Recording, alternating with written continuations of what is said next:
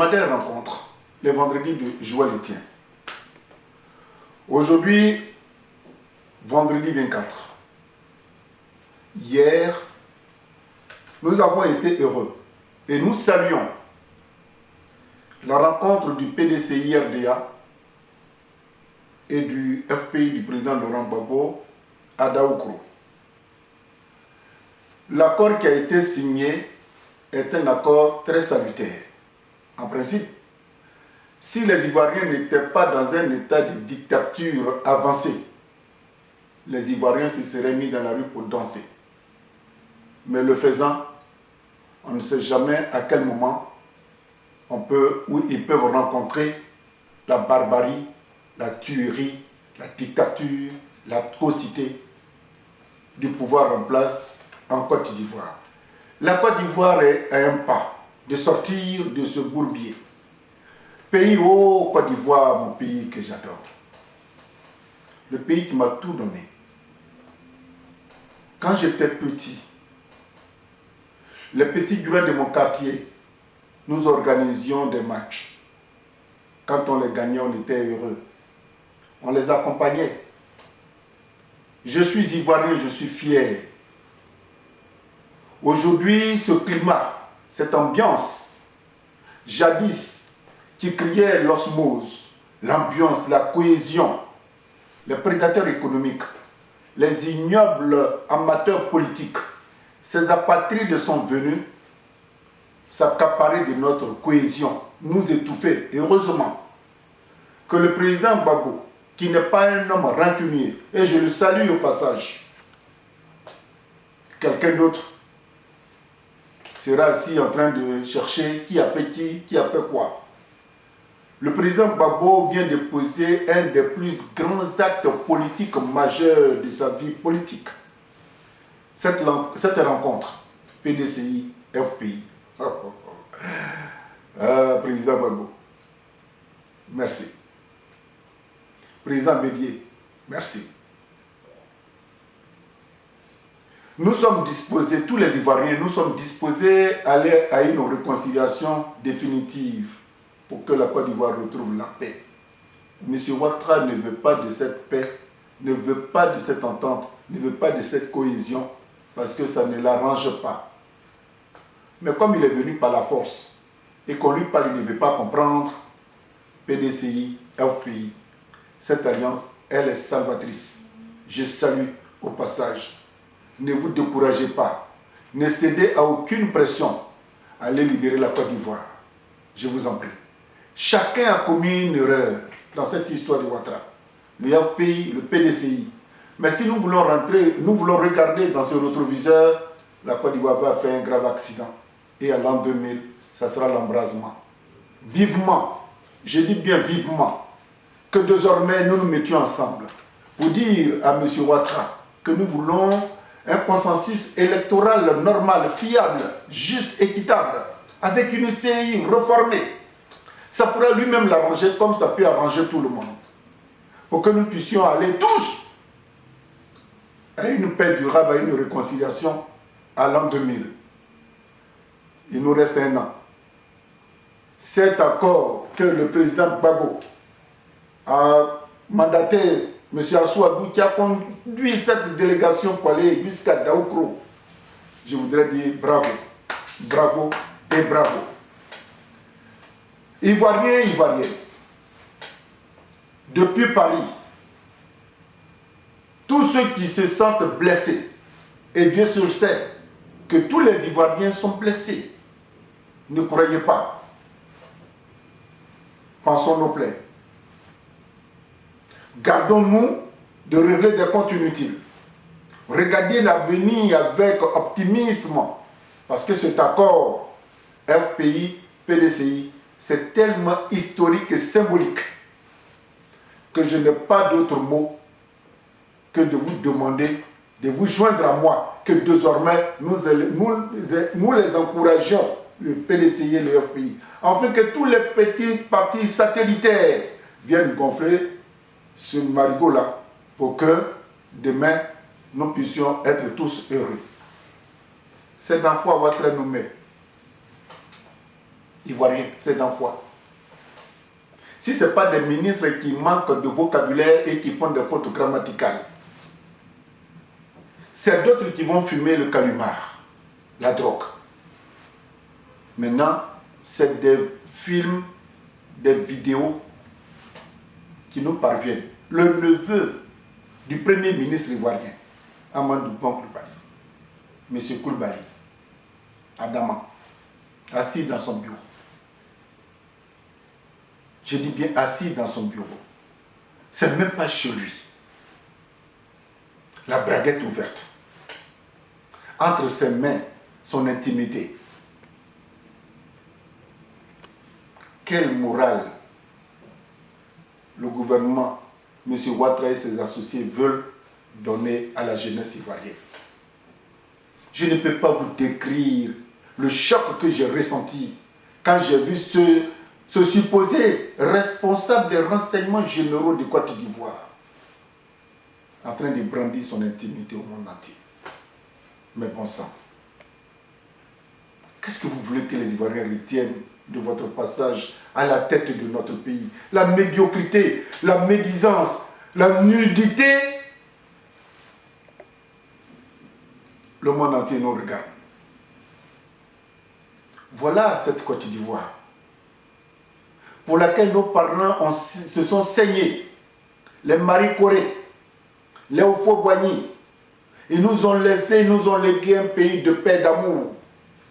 Ouattara et SSB viennent de défragmenter tout ça pour nous léguer, pour nous laisser à leur tour la nudité, la médiocrité. Qu'est-ce que je peux dire d'autre? Même Ouattara lui-même qui nous a fait croire qu'il avait les leviers de l'économie, des finances du monde. Regardez l'état économique dans lequel il a mis notre pays. Endetter la Côte d'Ivoire de la tête jusqu'aux pieds. Vous voulez qu'on fasse quoi? Vous voulez qu'on retienne? Qu'est-ce que vous voulez qu'on retienne de vous? Je pleure pour les parents qui tombent sur les balles et les machettes. De ces étrangers, il faut qu'on ait le temps, le courage de le dire. Ces Maliens, ces Burkinabés, ces Guinéens qui nous ont pris en otage. Et qui pour peu, ils sortent des armes à feu.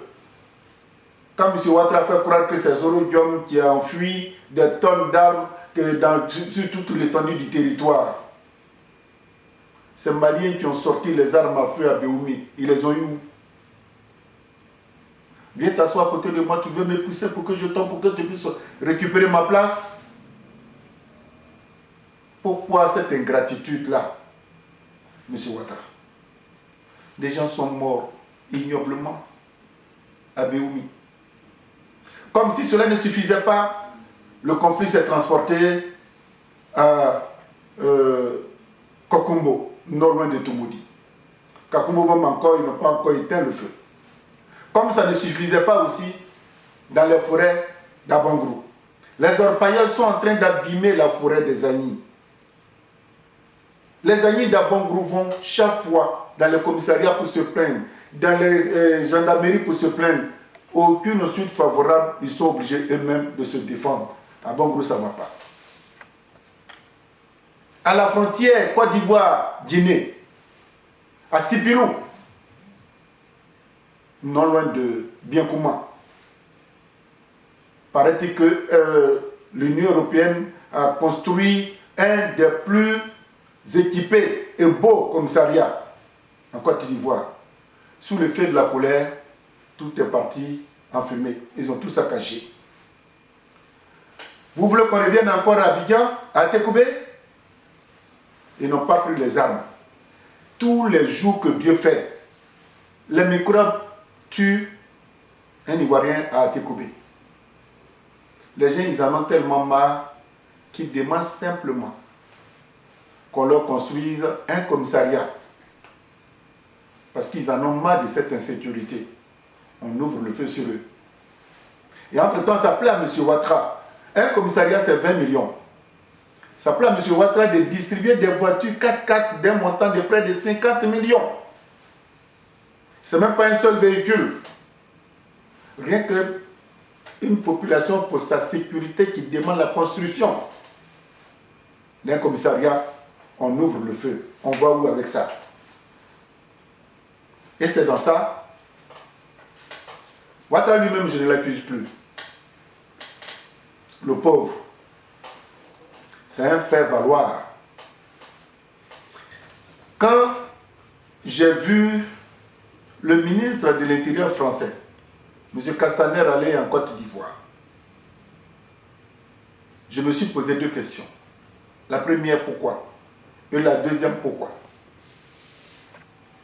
En fait, chers Ivoiriens, ce qui nous attend encore est très grave.